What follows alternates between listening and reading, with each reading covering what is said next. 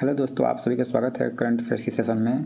और आज 5 मार्च है। चलिए देखते हैं हम लोग की करंट इवेंट्स में क्या क्या चीज़ें हैं। सबसे पहला है दोस्तों, तुर्खम क्रॉसिंग किन दो देशों के बीच में स्थित है?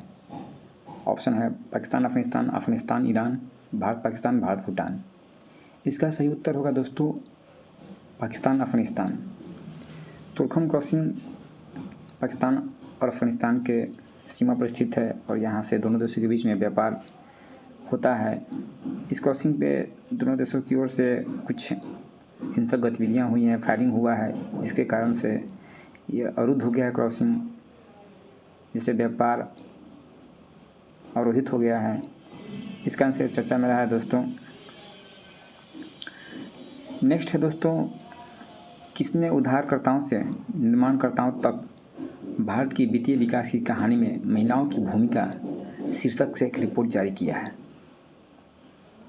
ऑप्शन है कौशल विकास और उद्यमिता मंत्रालय, महिला और बाल विकास मंत्रालय, वित्त मंत्रालय, नीति आयोग। इसका सही उत्तर होगा दोस्तों नीति आयोग। आप सभी को पता ही होगा कि नीति आयोग की स्थापना 2015 में की गई थी योजना आयोग के स्थान पर। तो इसने उधारकर्ताओं से निर्माणकर्ताओं तक भारत की वित्तीय विकास की कहानी में महिलाओं की भूमिका से एक रिपोर्ट जारी किया है। और इस रिपोर्ट में दोस्तों ये चर्चा है कि जो नीति आयोग के CEO हैं श्री VVR सुब्रमण्यम और इसके जो वाइस चेयरपर्सन है सुमन बेरी, ये सब एग्जाम में पूछता है। तो इसने ये रिपोर्ट जारी किया। इस रिपोर्ट में यह बताया गया है कि महिलाएं जो हैं, जो डेप्ट ले रही हैं, क्रेडिट ले रही हैं, तो वो अपने ऋण को लेने के बाद उसका क्रेडिट का स्कोर भी कर रही हैं, निगरानी भी कर रही हैं, जिससे भारत के विकास में महिलाओं की जो उद्यमिता है धीरे धीरे उनकी भूमिका बढ़ रही है। इन सब चीज़ों को लेकर ये रिपोर्ट जारी किया गया है। किस तरह से एक ऐसा इकोसिस्टम बनाया जाए जिससे महिलाओं को वित्तीय साक्षरता और ऋण तक पहुंच सुगम हो सके।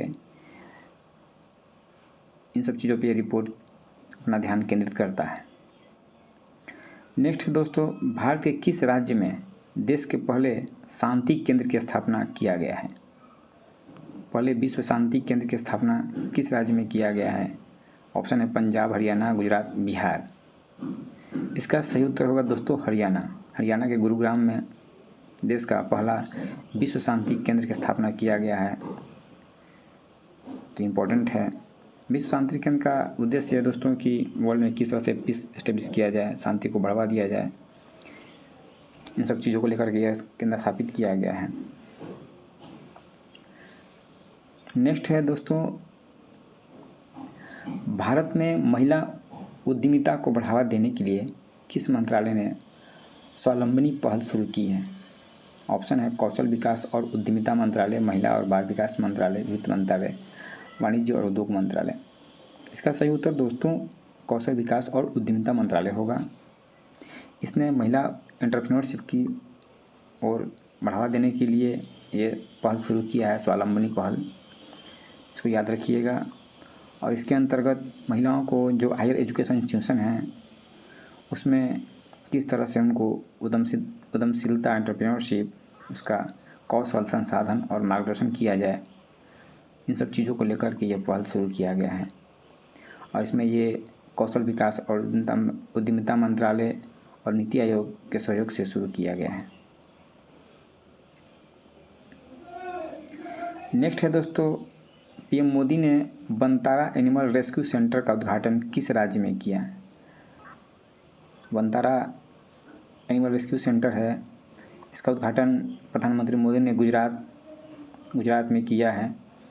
तो ये रिलायंस फाउंडेशन के द्वारा संचालित किया जाता है। और यहाँ पर जो रेस्क्यू एनिमल हैं उनका इलाज किया जाता है। इसके लिए एक्सरे, MRI वगैरह स्वास्थ्य सुविधाओं का स्थापना किया गया है। तो ये बहुत इम्पोर्टेंट है दोस्तों, बंतारा एनिमल रेस्क्यू सेंटर। नेक्स्ट है, नई दिल्ली में डेयरी क्षेत्र में सस्टेनेबिलिटी और सर्कुलरिटी पर कार्यशाला का उद्घाटन किसने किया? ऑप्शन है केंद्रीय गृह मंत्री अमित शाह, प्रधानमंत्री मोदी, राजीव रंजन सिंह, गिरिराज सिंह। इसका दोस्तों सही उत्तर होगा डेयरी क्षेत्र में सस्टेनेबिलिटी और सर्कुलरिटी पर कार्यशाला का उद्घाटन केंद्रीय गृह मंत्री अमित शाह ने किया। किस तरह से डेयरी क्षेत्र में आगे विकास किया जाए, इन सब चीज़ों को लेकर के ये कार्यशाला का उद्घाटन किया गया। नेक्स्ट है दोस्तों, स्वाइन फ्लू किस वायरस स्ट्रेन के कारण होने वाला एक श्वसन संक्रमण है। अभी देश के कुछ राज्यों में स्वाइन फ्लू का केसेस बढ़ गया है दोस्तों।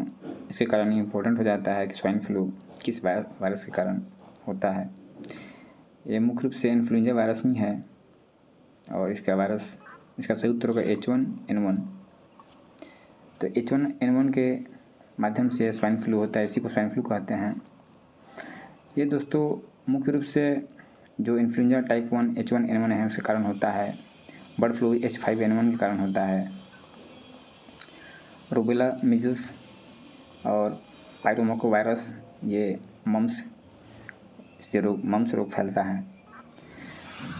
मुख्य रूप से ये पहले H1N1 प्रारंभ में शुरू में मिलता था सुअर में, इसके बाद यह मनुष्यों में भी संक्रमित होने लगा। एक मनुष्य से दूसरे मनुष्य में भी संक्रमण के कारण फैलने लगा और ये इसका लक्षण होता है मौसमी फ्लू की तरह बुखार, खांसी, गले में खराश, ठंड लगना, थकान आदि, इन सब चीज़ों का ये लक्षण है। और इसका स्वाइन फ्लू के इलाज के लिए टेमीफ्लू और जानामीविर, रेलेंजा जैसी एंटीवायरल दवाएं दी जाती है। तो याद रखिएगा दोस्तों, ये H1N1 जो इन्फ्लुएंजा टाइप A है उसके कारण से ये होता है और बर्ड फ्लू H5N1 के कारण से होता है। रूबेला वायरस के कारण से मिजल्स नामक बीमारी होती है और पायरोमैक्सो वायरस के कारण मम्स नामक बीमारी होती है। आप लोग एक बार वायरस के कारण, बैक्टीरिया के कारण, प्रोटोजोआ के कारण जो बीमारियां होती है उनको रिवीजन कर लेना चाहिए। नेक्स्ट है दोस्तों, किस राज्य की विधानसभा ने तटीय खनन के खिलाफ प्रस्ताव पारित किया। ऑप्शन गुजरात, आंध्र प्रदेश, केरल, तमिलनाडु। इसका सही उत्तर दोस्तों केरल होगा। केरल की विधानसभा ने तटीय खनन के खिलाफ प्रस्ताव पारित किया है। मुख्य रूप से वहाँ पे जो मैरीन इकोसिस्टम है खनन के कारण प्रभावित हो रहा है, इसके कारण से इसने यह प्रस्ताव पारित किया है समुद्री जीव संसाधनों का संरक्षण किया जाए। नेक्स्ट है दोस्तों, ब्लू घोस्ट अंतरिक्ष यान को चंद्रमा पर सफल लैंडिंग किस कंपनी के द्वारा किया गया। ब्लू घोस्ट एक अंतरिक्ष यान है, तो उसकी चंद्रमा पर सफल लैंडिंग हुई है और ये निजी स्पेस कंपनी के द्वारा किया गया है। इसका सही उत्तर दोस्तों होगा फायर एरोस्पेस के द्वारा किया गया है ये। तो ये मानव रहित ब्लू घोस्ट अंतरिक्ष यान है जो अपने पहले प्रयास में सफलता प्राप्त की है और यह जो नासा का आर्टेमिस मिशन है उसका एक हिस्सा है। उस मिशन के लिए ये जो कुछ टूल्स है उसको ले जाने का काम कर रहा है। तो ये दूसरा निजी तौर पर निर्मित वाहन बन गया है जिसने सफलतापूर्वक चांद पर अपना वाहन उतारा है।